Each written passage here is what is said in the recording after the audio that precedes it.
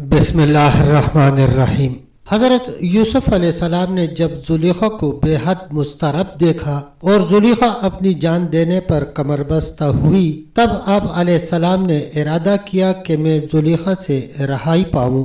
اور یوسف علیہ السلام نے جب دیکھا کہ زلیخا نے حبس خانے کے دروازے بند کر دیے اور اپنی جان دینے پر تیار ہوئی، تب حضرت یوسف علیہ السلام کے پاس رضامندی ظاہر کرنے کے سوا کوئی چارہ نہ رہا، اور پھر اس کی طرف مخاطب ہوئے اور رضامندی ظاہر کی، اور آپ علیہ السلام نے اپنے آزار بند میں ساتھ ساتھ گرہ دے رکھی تھی تاکہ اس کے کھولنے میں تاخیر ہو، اور حضرت یوسف علیہ السلام اللہ پاک کی طرف نظر کیے تھے کہ اتنے میں زلیخا نے خوش مخلوط ہو کر جلدی سے ان کا ہاتھ پکڑ لیا اور مباشرت کی متقاضی ہوئی۔ پس حضرت یوسف علیہ السلام کے آزاربند کی ایک گرہ کھولنے میں لگتی اور دوسری گرہ آزاربند کی لگ جاتی، اور حضرت یوسف علیہ السلام کا دھیان بھی اس وقت خدا ہی پر تھا۔ پھر ایک غیبی آواز آئی کہ اے یوسف، مت اس کے مکر و فریب میں آ اور نہ اس کی طرف کوئی توجہ کر،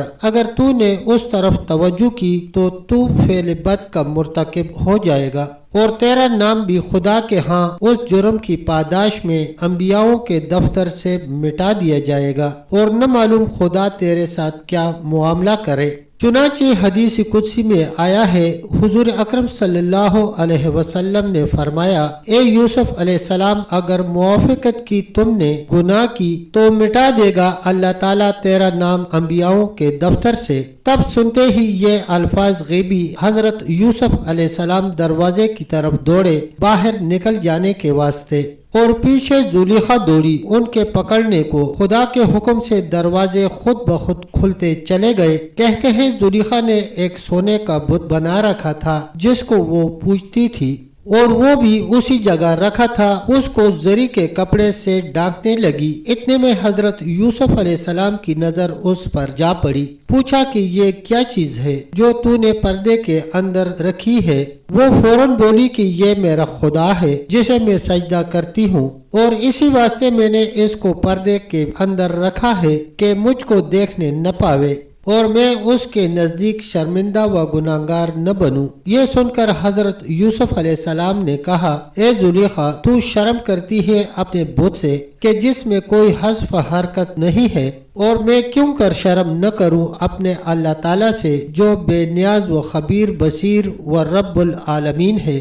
پھر حضرت یوسف علیہ السلام گھبرا کے یہاں سے اٹھ بھاگے اور فوراً دروازے پر آ گئے، اور ادھر زلیخا نے اپنے بال منہ کو پریشان حال بنا کے ان کے پیچھے سے جا کر کپڑے کا دامن پکڑ کر چیر پھاڑ ڈالا۔ اس وقت اللہ تعالیٰ کے حکم سے حبس خانے کے 7 دروازوں کے قفل کھل گئے، اور حضرت یوسف علیہ السلام کی ٹوپی سر سے گر پڑی، اور سر کے بال بھی پراگندہ ہو گئے تھے، اور زلیخا کے سر کے بال بھی الجھ کر رہ گئے تھے، اور خود زلیخا ننگی تھی۔ اور عزیز مصر نے دونوں کو دروازے پر اس بھاگتے ہوئے حالت میں پایا۔ عزیز مصر کو دیکھا زلیخا نے جھوٹی باتیں بنا کر عزیز مصر سے کہا کہ تم نے ایسا غلام اپنے گھر میں رکھا ہے کہ وہ مجھ سے بدفعلی کرنا چاہتا ہے، یہ دیکھو میرا حال کیسا ہو رہا ہے۔ ارشاد باری تعالیٰ ہے، ترجمہ، اور دونوں دروازے کی طرف دوڑے اور عورت نے چیر ڈالا اس کا کرتا پیچھے سے، اور دونوں کے دونوں مل گئے عورت کے خاوند سے دروازے میں۔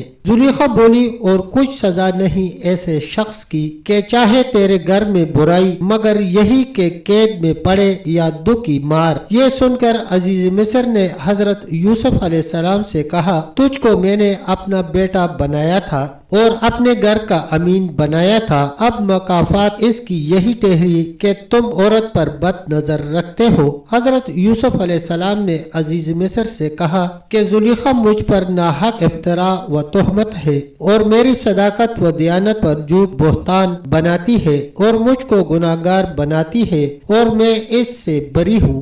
कैफियत हाल ये है कि जब जुलेखा ने मुझको पकड़ा तो मैं दरवाजे की तरफ भागा, फिर पीछे से कुर्ते का दामन पकड़कर फाड़ डाला। अजीज मिस्र ने जब ये बातें सुनी तो अपने जी में सोचा कि ये गुलाम जब से मेरे घर में है कभी इससे मैंने खयानत नहीं पाई और न झूठ बात इसने कभी कही है। फिर अजीज मिस्र ने हजरत यूसुफ अलैहिस्सलाम से कहा कि मैं तेरे कौल को जब सच जानूंगा कि तू बहुत सच्चा है और बरी है और जुलेखा झूठी बरसर बातिल है कि इस बात पर तू गवाह ला।